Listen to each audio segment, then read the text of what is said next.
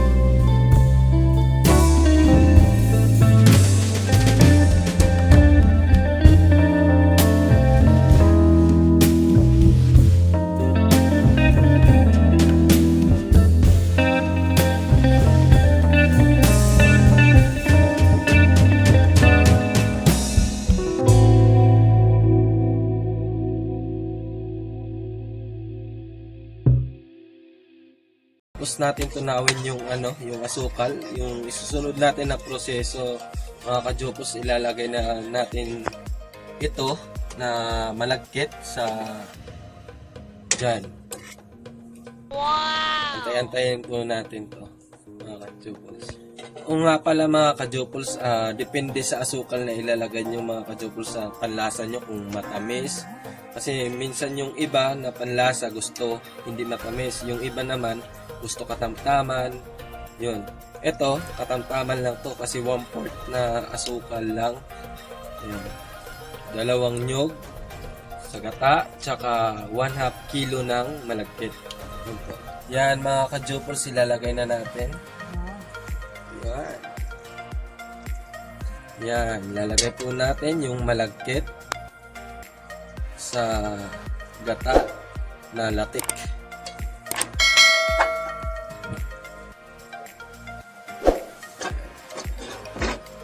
Masarap to mamaya sa merienda. Busog na busog tayo nito.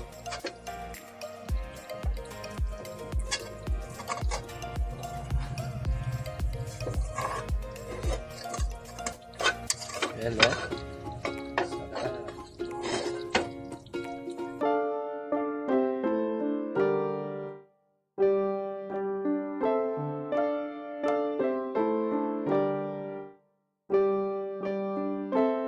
Natin yung latik sa malagkit.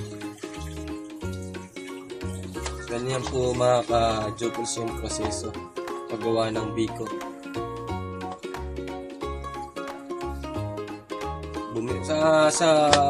Yan, kahit sa mall bumili kayo ng malagkit, yan, kaya nyo na to gawin. Tsaka mga ka-juples nga pala, pwede to sa kahit saan sa negosyo, pwede din ito eh. Masarap to mga kajupos. Yan o, yung niya, yung sekreto na namumuo yung sagata.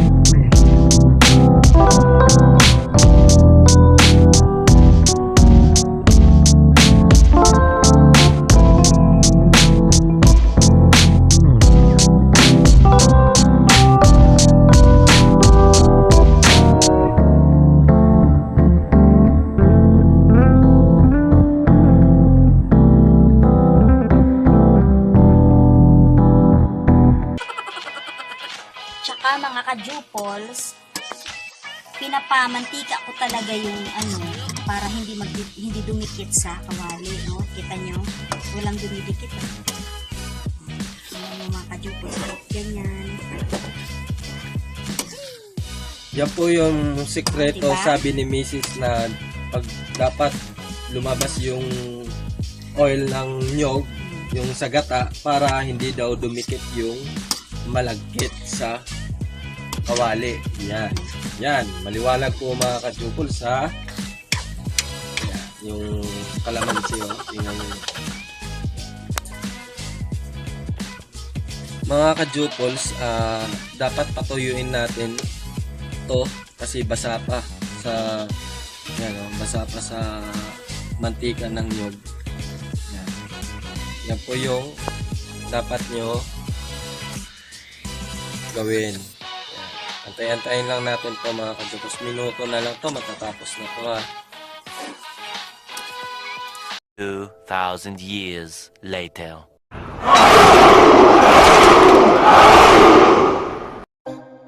Yan mga kachopols, ginugupit na ni Mrs. yung dahon ng saging sa nigo.